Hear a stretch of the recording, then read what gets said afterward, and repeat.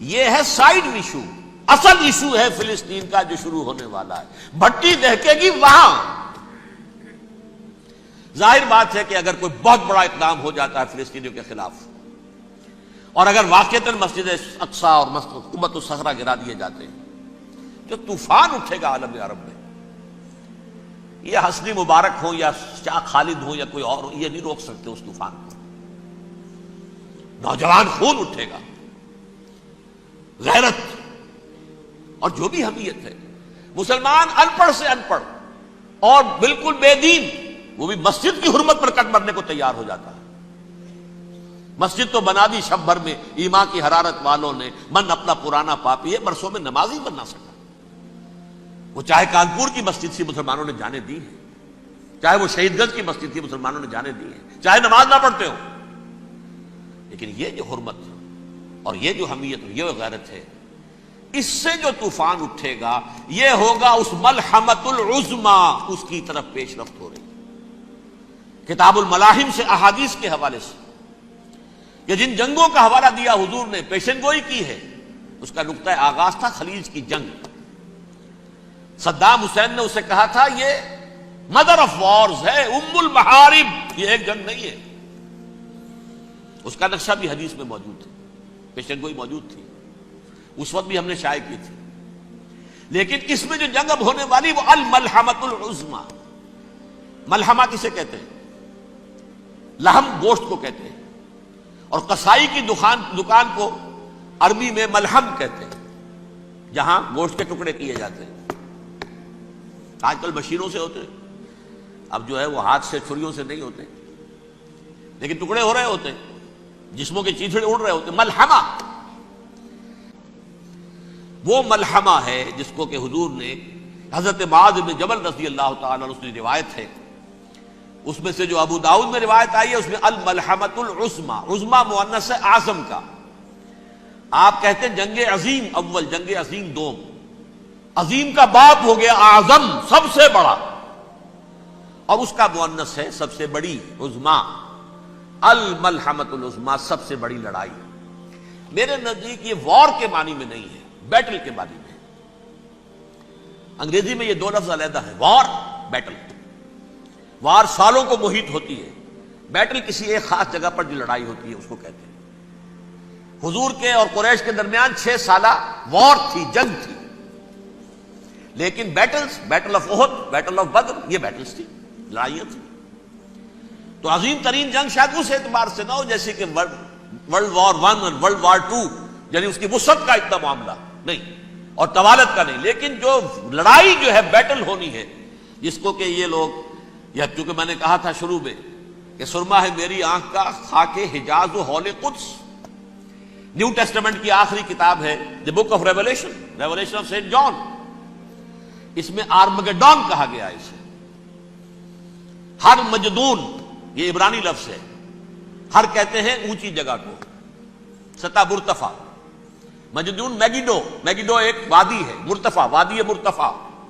یہ ہے واقع لبنان، اسرائیل اور شام کے درمیان جو ٹکڑا، جو ٹرائنگل بنتی ہے، یہ ہے. یہاں پر بڑی جنگ لڑی جائے گی، اور یہ جنگ صلیب ہوگی، جو کہا ہے بش نے، یہ جنگ صلیب. سیکنڈ ملینیم شروع ہوئی تھی تو پہلی صلیبی جنگ ہوئی تھی. 3rd ملینیم شروع ہوا ہے، یہ 2nd صلیبی جنگ ہے، یہ کروسیڈ ہے. اور میں اس مرتبہ امریکہ گیا تھا تو پہلی مرتبہ مجھے وہاں ایک رسالہ ملا ٹرمپٹ نام کا. یہ امریکہ کے جو بہت ایکسٹریمسٹ قسم کے پروٹیسٹنٹس ہیں، یہ ان کا رسالہ ہے. اور ان کے بارے میں اب کہا جا رہا ہے وہ کرسچین زائنسٹ ہیں. آپ شاید پہلی مرتبہ یہ لفظ سن رہے ہوں. زائنسٹ تو ہم سمجھتے ہیں یہودیوں کو، کرسچین زائنسٹ وہ ہیں جو ہیں تو عیسائی پروٹیسٹنٹس ہیں، لیکن اسرائیل کے وہ حمایتی یہودیوں سے بڑھ کر ہیں. یہ میری کسی پہلی تقریر میں شاید بہت سے حضرات کو یاد آ جائے، میں نے کہا تھا 4 سال پہلے ہمارا تنظیم اسلامی کا ایک کنونشن ہوا تھا ہیوسٹن میں، امریکہ کا جنوبی علاقے کا شہر ہے. ایک سیشن اس میں ہم نے رکھا تھا انٹرفیتھ.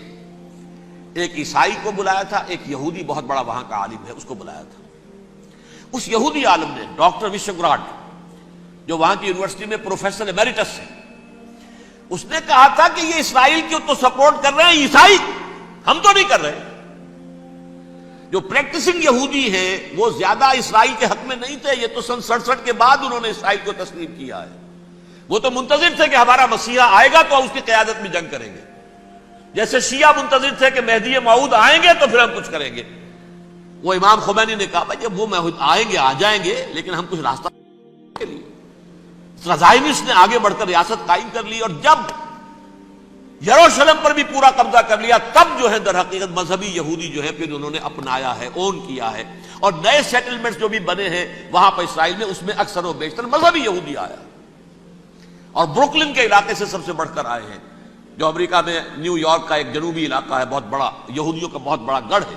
نیو یارک کو جیو یارک بھی کہا جاتا ہے، وہ تو اصل میں مرکز جو ہے وہ تو یہودیوں کا ہے۔ اس حوالے سے وہاں پر جو کرسچن زائنسٹ کہلاتے ہیں وہ اسرائیل کے یہودیوں سے بھی بڑھ کر کہیں سپورٹر ہیں۔ بہرحال اس دوسری صلیبی جنگ کا معاملہ جو میں کہہ رہا تھا، ٹرمپٹ نامی رسالہ، اس کا ایک مضمون ہے دی لاسٹ کروسیڈ۔ اب یہ آخری کروسیڈ ہے جو شروع ہونے والا ہے۔ میں تو حیران ہوں کس قدر کھل کے وہ باتیں کرتے ہیں۔ رومن کیتھولکس کو وہ کہتے ہیں کہ یہ شیطان ہے، یہ پوپ شیطان ہے، یہ یورپ کو اس نے جمع کیا ہے کرسچینٹی کی بنیاد پر، اور اس میں زیادہ تر کیتھولکس ہیں۔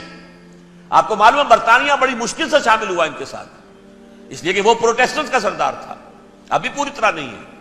یورپ جو ہے وہ رومن امپائر دوبارہ یہ کھڑی کر رہا ہے، اور در حقیقت یہ جو ہے یہودیوں سے بھی چھیننا چاہتے ہیں اسرائیل کو اور فلسطین کو، اور مسلمانوں سے بھی، اور یہ وہی کروسیڈ جو تھے اربن ثانی کے، اس کی تیاری کر رہے ہیں تاکہ وہاں پر عیسائی حکومت قائم ہو جائے، کیتھولکس کی، پوپ کی حکومت قائم ہو جائے، جیسے ایسٹ تیمور میں کر دی ہے۔ ایسٹ تیمور میں کون سی حکومت بنی ہے؟ رومن کیتھولک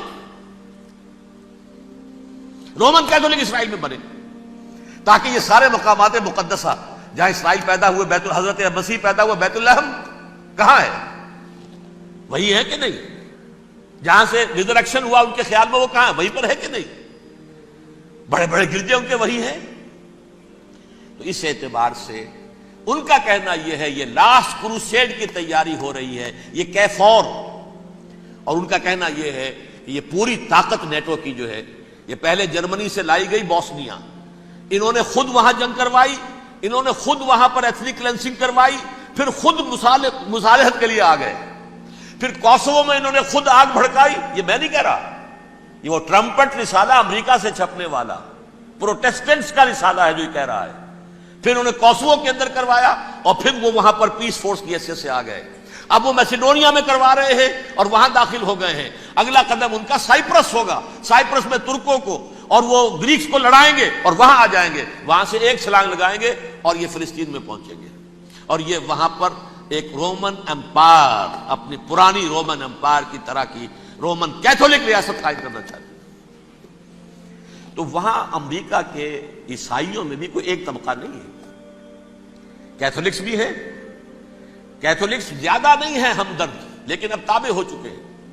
اسحاق ریبین نے جب یہ پیس ٹاک شروع ہوئی تھی، آپ کو یاد ہوگا شاید، کہ جب وہ آیا تھا واشنگٹن سے واپس فلسطین اسرائیل، تو پہلے روم میں رکا for an audience with the pope, اور پوپ کو اس نے ایک مرتبان سا پیش کیا تھا، حضرت سلیمان علیہ السلام کے زمانے کا مرتبان، اور کہا تھا دیکھیے 3000 برس تک ہم نے اس کی حفاظت کی ہے، اب یہ میں آپ کے حوالے کر رہا ہوں۔ اس کے بعد سے پوپ جو ہے بالکل رام ہو گیا، اور وہ عیسائیوں کے ساتھ اور یہودیوں کے ساتھ ان کا پورا معاہدہ ہو۔ اب پورا عیسائی ورلڈ جو ہے بعثت مجموعی یہودیوں کے شکنجے میں ہے۔ البتہ ان کے اندر بھی جھگڑے ہیں، جو وہاں پر وائٹ کرسچن ملیشیاز ہیں وہ ایکسٹریمسٹ ہیں کیتھولکس، ان کے نزدیک دشمن نمبر 1 یہودی، دشمن نمبر 2 مسلمان، دشمن نمبر 3 جو یورپ میں کالے ہیں، ایفرو امریکن، چاہے وہ عیسائی ہو گئے ہوں، کوئی بھی ہو، یہ 3 دشمن ہیں جن سے انہوں نے کلینز کرنا ہے، صاف کرنا ہے ان کے خیال کے مطابق امریکہ کی سوسائٹی کو، اولاً یہود، پھر مسلمان، اور پھر یہ جو کالے ہیں۔ لیکن دوسری طرف پروٹیسٹنٹس کے اندر ایکسٹریمسٹ وہ ہیں جنہیں کہا جا رہا ہے یہ کرسچین زائنسٹ ہیں، یہ اسرائیل کے، اسرائیل سے بڑھ کر سپورٹرز ہیں۔ بہرحال یہ اب جنگ ہوگی، اس کا نتیجہ کیا نکلے گا یہ تو اللہ ہی جانتا ہے۔ اب میں آخری بات کی طرف آ رہا ہوں۔ آخری نتیجہ تو جو بھی کچھ اپس اینڈ ڈاؤنز آئیں گے، تلک الایام نداولها بین الناس. آخری نتیجہ ڈراپ سین وہ یہ ہوگا کہ اللہ کے دین کا بول بالا ہوگا اور پوری دنیا پر محمد کے لائے ہوئے دین صلی اللہ علیہ وسلم کی حکومت قائم ہوگی. وہ گویا قیامت کی تمہید ہوگی، اس کے بعد بس قیامت آئے گی، کیونکہ مقصد کائنات، تخلیق کائنات پورا ہو جائے گا. پوری مخلوقات کے اندر مقصد تخلیق، کلائمیکس آف کریشن محمد الرسول اللہ صلی اللہ علیہ وسلم.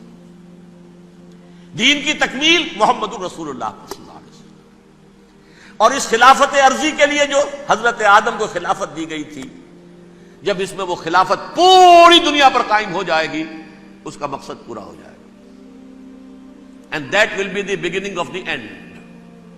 اس کے بعد قیامت ہے. آخری نتیجہ تو یہ نکلنا ہے. اس سے پہلے سزائیں ہمیں بھی مل رہی ہیں. اور یہاں میں کانٹے کی بات جو چھوڑ گیا تھا اس کو بیان کر دوں. اللہ نے اس مغضوب علیہم قوم کو، اس ملعون قوم کو کیوں اب تک چھوٹ دیے رکھی؟ میں بتا چکا ہوں یہ بڑے عذاب کے مستحق ہو چکے تھے حضرت عیسیٰ علیہ السلام کے زمانے میں. چھوٹ دی ہے ابھی تک ہے، بلکہ ایک مرتبہ ابھارا ہے. 1900 برس کے بعد ابھرے ہیں یہ. بالفور ڈیکلریشن 1917، سن 70 عیسوی کے بعد، تقریباً 1900 برس، 1850 برس تو ہے کم سے کم. پھر creation of Israel 1948، 1967 extension of Israel, یروشلم پر قبضہ. یہ سارا جو ہے کیوں ہے؟ اللہ تعالیٰ اس خیر امت محمد صلی اللہ علیہ وسلم، اس کے بہترین حصے کو سزا ان ملعونوں کے ہاتھوں دے رہا ہے. کیوں؟ جو جرم انہوں نے کیا تھا وہی ہم نے کیا. انہوں نے اللہ کی کتاب کو پیٹھ کے پیچھے پھینکا. نبذ فریق من الذین اوتوا الکتاب کتاب اللہ وراء ظہورہم. ہم نے اپنی پیٹھوں کے پیچھے پھینکا کہ نہیں؟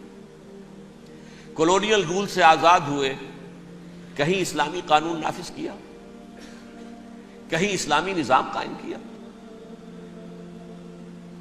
تو جو جرم ان کا تھا وہی ہمارا ہے، اور ہم خیر امت ہیں.